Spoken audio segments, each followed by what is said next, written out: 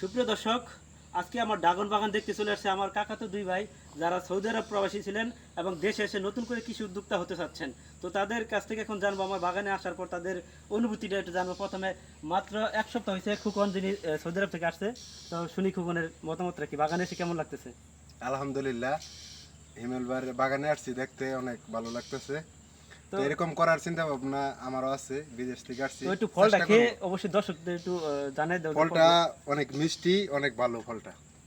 তো এখন মামুন বলবে, উদ্যোক্তা মামুন, তো ড্রাগন বাগানে এসে কেমন লাগতেছে? আসসালামু আলাইকুম। হিমেল ভাইয়ের বাগানে এসে অনেক ভালো লাগলো, অনেক সুন্দর পরিবেশ দেখে খুব ভালো লাগলো। ফলগুলো খাইতে অনেক মিষ্টি। তো দুর্ভাগ্য আমার, এটা আমার কাছের ছোট ভাই, দূর দূরান্ত থেকে মানুষ আছে কিন্তু এরা অনেক পরে আসতেছে।